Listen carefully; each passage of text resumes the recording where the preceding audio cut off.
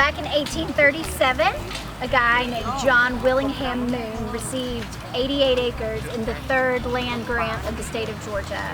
And this was when this land was part of the Cherokee County, and it was the transition during the Trail of Tears period. He received payment in this he received the land as payment for general service in the military, non-wartime service. And he had his first wife, and he had 11 children. They moved here to live here from Walton County. He married again after that first wife passed, had another 7 children. 7 of his children fought in the Civil War. And then we are descendants of one of his surviving children, Isaac Moon. Isaac had a daughter named Tallulah that married W.T. Walden. So when she inherited her part of the farm, it became the Walden farm. They had a son named Isaac, named for his grandfather, that married Annie Scott from the Lost Mountain area. And he and Annie Scott had Glenn and Viola Walden. Viola married Clifford Still. So when Viola inherited her part of the land, then it became the Still family farm. Viola and Clifford had William, Sarah, and Glenn, named for Viola's brother. And Glenn is my grandfather. He married Marion McConnell. They had 4 children, Leslie, Rodney, Beth, and Greg. And I am Leslie's firstborn. So that's how it all comes down. The history of our farm, as far as production, is that it went from giant to small, 88 acres, grew to be giant, even, I guess you could use the word plantation, even if that has some negative connotations historically. And then as it was inherited and sold and split off, it's dwindled back down.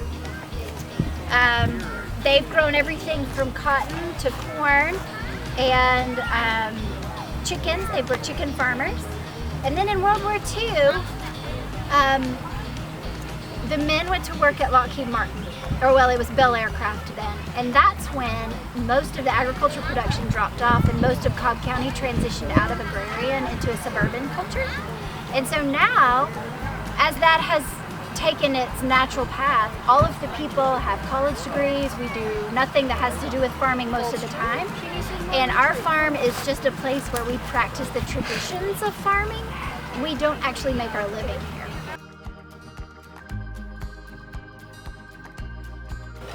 Well, this year the biggest attraction is the zinnia maze by far. That has been super popular with folks taking pictures. The other big attraction for families is the hayride. It's all narrated and it's shady and cool and festive.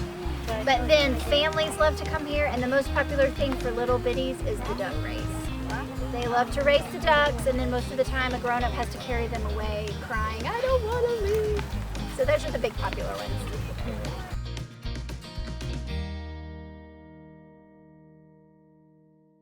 Agrotourism is a word that the Department of Agriculture has come up with just in the last 50 years to describe this phenomenon that has happened where people for entertainment actually want to go out and be in a farm setting.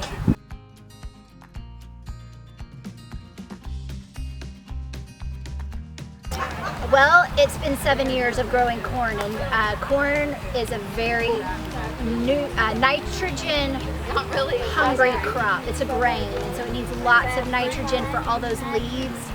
And zinnias, because they produce so many flowers, they pull a lot of phosphorus and not as much nitrogen. So we needed a different mineral profile requirement for that, whatever crop we rotated in. And then we also needed something that the deer didn't eat.